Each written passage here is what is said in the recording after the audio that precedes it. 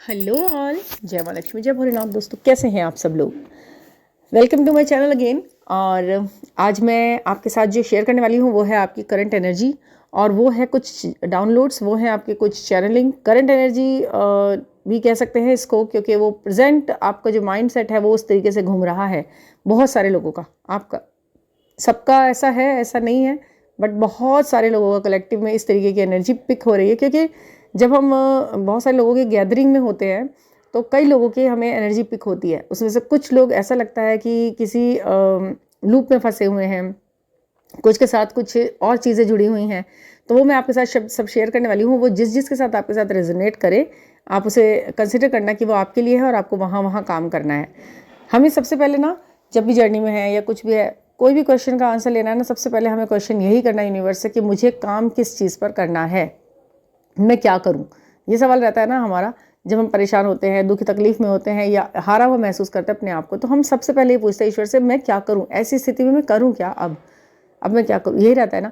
तो क्या करूं वाले जो आंसर्स हैं वो आपको ईश्वर इसी तरीके से, इसी माध्यम से पहुंचाता है, इस तरह के वीडियोज़ के माध्यम से, कहीं कोई कोटेशन के माध्यम से, एंजल नंबर्स के माध्यम से, किसी एनर्जी के पिक करा के, कुछ भी आपको आंसर दिए जाते हैं। तो आपके लिए क्या है, देखिए, सबसे पहले तो हार्ट ब्रेक की सिचुएशन महसूस हो रही है बहुत सारे लोगों को। अपने जीवन में अपना दिल टूटा हुआ महसूस हो रहा है, दुख हो रहा है कि कुछ चीज़ें बिल्कुल काम नहीं कर रही हैं। आखिरकार मैं ही ऐसा, मेरे साथ ही ऐसा क्यों हो रहा है? आसान है सब कुछ, रास्ते आसान है, मंजिल एकदम करीब है, फिर भी मेरे साथ ऐसा क्यों हो रहा है कि मन मेरा हारा है और टूटा हुआ महसूस कर रहा है। ऐसा बहुत से लोगों को लग रहा है। ऊपर से हंस रहे हैं, दिखा रहे हैं, बट वो अंदर से कुछ टूटे हुए हैं। और ये बहुत मुश्किल होता है कि आप अंदर से टूटे हैं और ऊपर से आप हंसने की कोशिश कर भी रहे हैं, तो ये एक fake smile, fake enjoyment type का जो आप दिखाने की कोशिश करते हैं, ये सही नहीं होता। काफ़ी ये लंबे समय तक नहीं चलता। तो आपको अपने अंदर की जो खुशी है ना, उसे परमानेंट करना होगा। अपने साथ होते हुए उन पॉजिटिव कामों के बारे में 24 घंटे सोचते रहना होगा कि मुझे ये चीज़ें तो मिल रही हैं, मुझे जो ये मिल रहा है, मुझे इसकी खुशी ज़्यादा है बजाय उसके कि जो मुझे अभी तक नहीं मिला है। जो अभी तक मुझे नहीं मिला है वो अभी तक मेरे लिए डेस्टाइन था ही नहीं। बस इस बात को आप बिल्कुल अच्छे से मान लीजिए कि जब राइट चॉइस, राइट टाइम आएगा, राइट समय आएगा, मुझे मेरी राइट चॉइस मिल जाएगी। जब मेरा सही समय आएगा, मुझे मेरी सही जो चॉइस है वो भी मुझे मिल जाएगी। इस मंत्रा को आपने बोलना है, ठीक है। हाँ, एक मंत्रा, एक स्विच वर्ड है। स्विच वर्ड बोल क्या बोलिए, वो आपका अंदर से आपके लिए जो आवाज़ आनी चाहिए वो मैं आपके साथ शेयर करती हूँ। आप हमेशा ये बोलें कि मैं इस चीज़ को पाने के लिए प्रतिबद्ध हूँ और मैं इसे पाने की हर वक्त कोशिश करती रहूँगी, ठीक है। आपने ये ज़रूर बोलना है। आप जब भी किसी चीज़ को चाहते हैं, जब भी आप किसी चीज़ के लिए प्रेयर करते हैं, तो ये लाइन अपनी लाइन में ज़रूर शामिल कीजिए। मैं इस पोजीशन को या इस पर्सन को या इस सिचुएशन को, जो भी है, या मैं किसी जॉब को आप मैनिफेस्ट कर रहे हैं तो उसके लिए, कि मैं इस चीज़ को पाने के लिए अपने जीवन में प्रतिबद्ध हूँ और मैं इसके लिए निरंतर प्रयास करती रहूँगी, ठीक है, या करता रहूँगा। ये दोनों के लिए है और ये चीज़ आपको लेके जाएगी आगे तक अपने जो आपके गोल्स हैं, ठीक है। इसके ऊपर मैंने कुछ 2 लाइन लिखी हैं, आपके सामने शेयर करना चाहती हूँ मैं।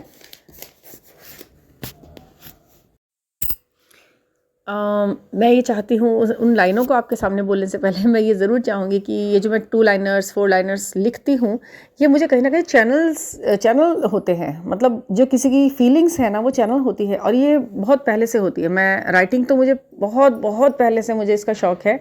मैं हर मुद्दे पर लिखती हूँ, बहुत पहले से लिखती हूँ। प्रकृति पर बहुत अच्छा लिखा है। कई मुझे अपनी कविताओं के लिए काफ़ी जगह पर अच्छा से मतलब सम्मान भी मिले हैं। वो चीज़ अलग है, इन चीज़ों से अलग है। वो मेरा एक पैशन है, वो मेरा बचपन से शौक़ है। मैं 7th क्लास से लिखती हूँ और कई जगह मैंने परफॉर्म भी किया है, स्टेज पे परफॉर्म किया है अपनी कविताओं और उनके माध्यम से। तो आपको कैसे लगते हैं इस फील्ड में आने के बाद, जब मुझे ये इस तरह के चीज़ें चैनल होने लगी, तो अब मुझे लगता है कि मैं आपके साथ 2-2 लाइनों में कभी कभी बोलूँ तो आपको भी अच्छा लगेगा। आप देखिएगा ये जो मैंने लिखा है, ये जो है, ये किस किस पर रेजोनेट करता है, और कुछ चैनल भी है ना इसमें, आप सुनिएगा पहले।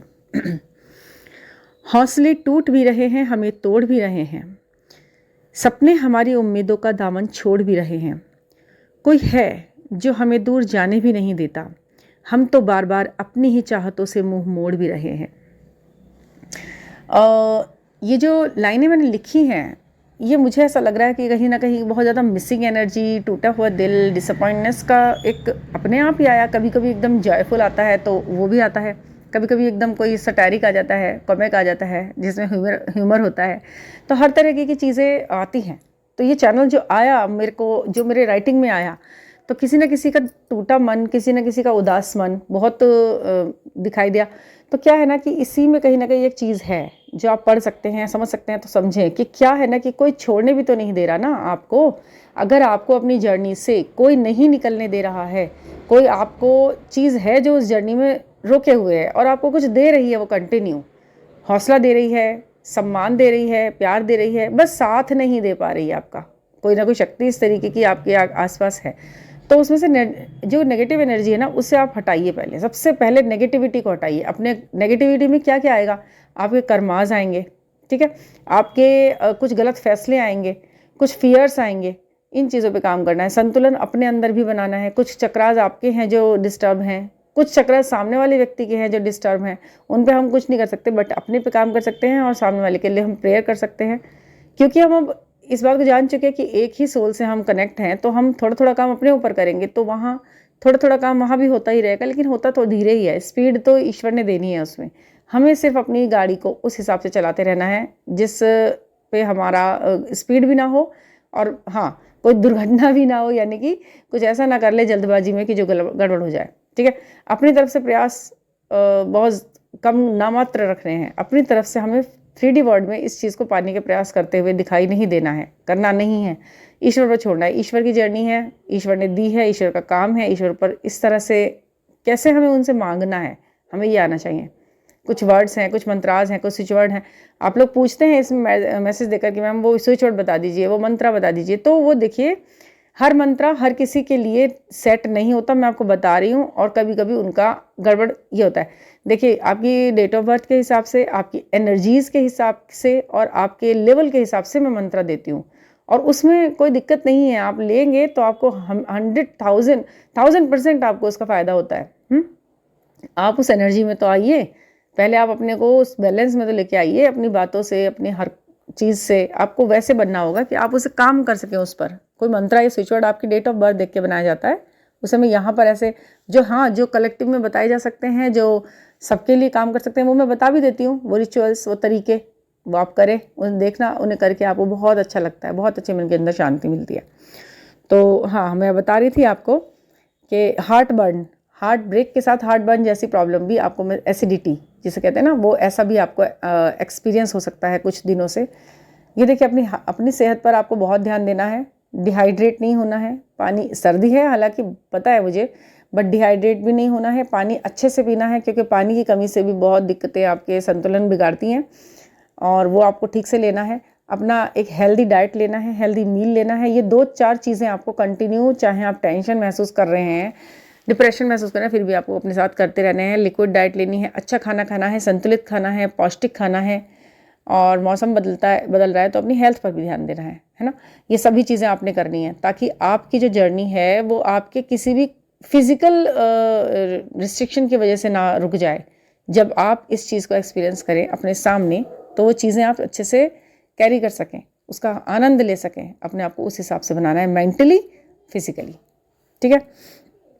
और हाँ जी, कुछ एक क्वेश्चन आया था आज मेरे सामने। हाँ जी, एक क्वेश्चन आया था मेरे सामने रोशन जी का। ये डीएम एनर्जी में है और कंटिन्यू इस चीज़ को एहसास कर पा रहे हैं। इनकी डीएफ इनसे पहले बहुत बहुत लगाव में थी, बहुत बहुत प्यार में थी, लेकिन अब वो कहते हैं सेल्फ लव करके, सेल्फ केयर करके वो इनसे अब दूर हो गई, क्योंकि इन्होंने उनकी कद्र उस वक्त पे नहीं की जब उन्होंने इनके पीछे अपना टाइम बहुत लगाया, अपनी एनर्जी बहुत लगाई। तो अब ये थोड़ा सा रिग्रेट करे उस चीज़ को।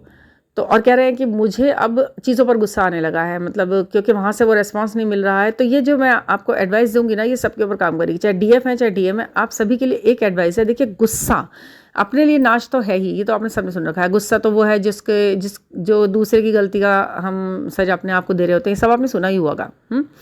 तो देखिए, मैं सबसे पहले आपसे बताती हूँ कि ये गुस्सा जो है ना, सबसे पहले आपका नाश कहाँ से करेगा, कैसे करेगा, इसे कैसे कंट्रोल करना है। आपको ये सोचना है कि मैं गुस्सा उस पर दिखा पा रहा हूँ जो मेरी सुन लेंगे, जिन चीज़ों पर मेरा कंट्रोल है, जिनको आप गुस्सा दिखा पा रहे हैं, वो चीज़ें आप चेंज कर सकते हैं। उस पर आपका कंट्रोल इतना है कि आप चेंज करके उसे ठीक कर सकते हैं।